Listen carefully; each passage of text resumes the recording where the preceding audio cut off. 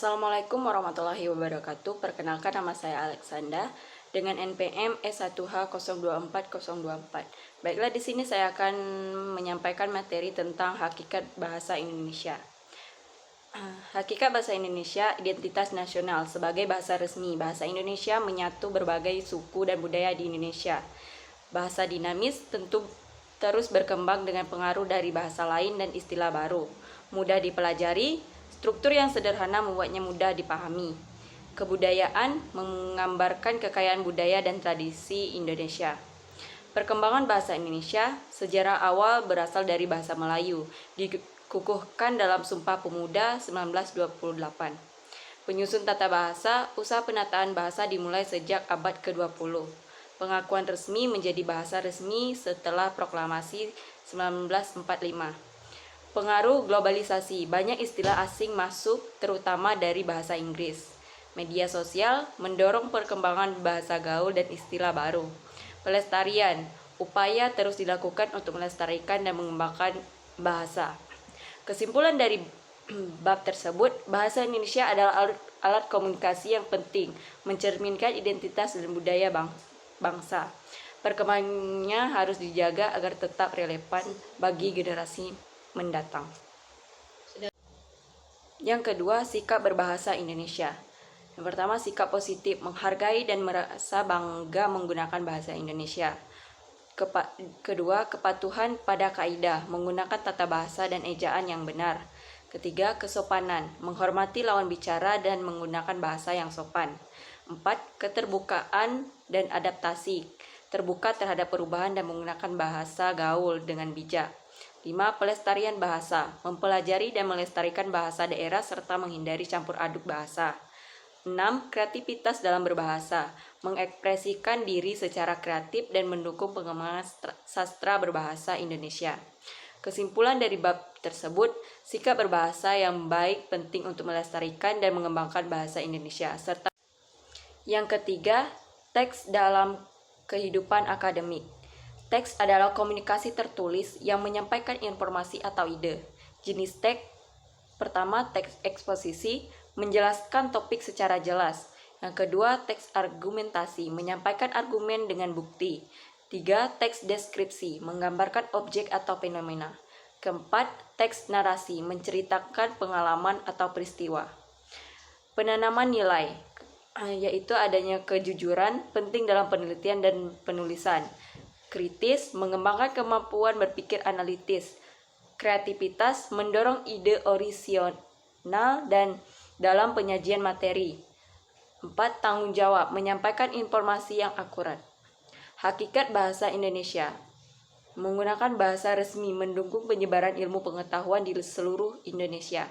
Pendidikan, digunakan dalam sistem pendidikan formal dan materi pembelajaran. Komunikasi, memfasilitasi interaksi antara akademisi. Keterbukaan, mendorong penerjemahan ilmu dari bahasa asing. Kesimpulan dari bab ini yaitu teks akademik penting untuk menanamkan nilai-nilai dan bahasa Indonesia berperan sebagai penghala ilmu pengetahuan, mendukung pendidikan dan perkembangan masyarakat berpengetahuan. 4. Menjelajahi sumber referensi digital.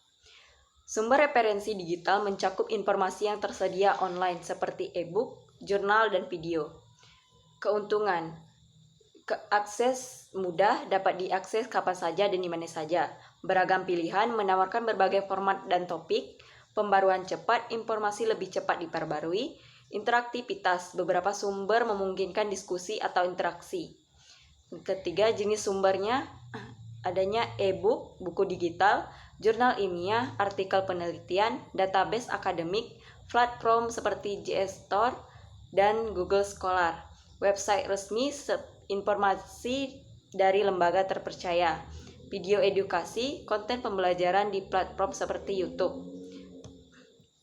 4. Cara menjelajahi, gunakan mesin pencarian dengan kata kunci relevan, kunjungi perpustakaan digital, bergabung dengan grup diskusi di media sosial, gunakan aplikasi seperti Zotero untuk memanajemen referensi.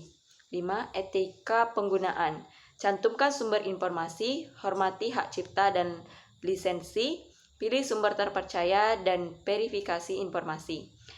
Kesimpulan dari bab tersebut, menjelajahi sumber referensi digital memperluas akses informasi dan pengetahuan.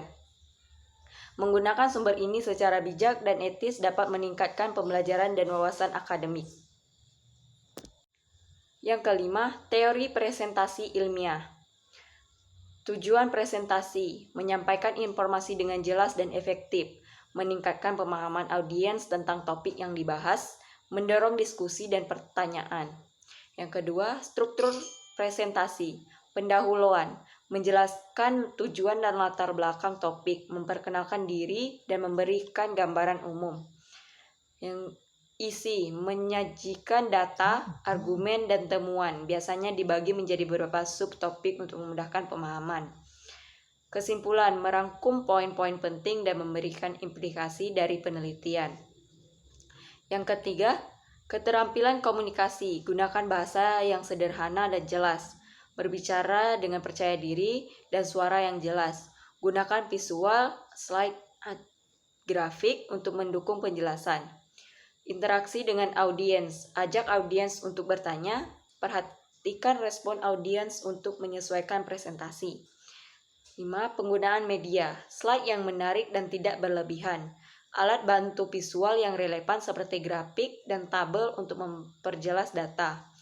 Persiapan dan latihan. Latihan presentasi beberapa kali untuk mengurangi rasa gugup. Minta umpan balik dari rekan untuk perbaikan. Bab 6 dan 7, mendesain proposal kegiatan.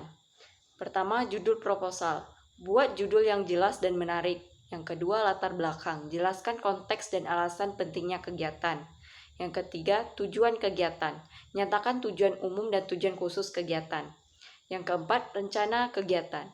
Deskripsikan kegiatan secara rinci, tanggal, lokasi, dan durasi. 5. Sasaran peserta. Identifikasi target peserta dan jumlah yang diharapkan. 6. Metode pelaksanaan. Uraikan metode yang akan digunakan dalam pelaksanaan kegiatan. Yang ketujuh, anggaran. Rincian estimasi biaya yang diperlukan. Sumber pendanaan. Sebutkan sumber dana untuk kegiatan.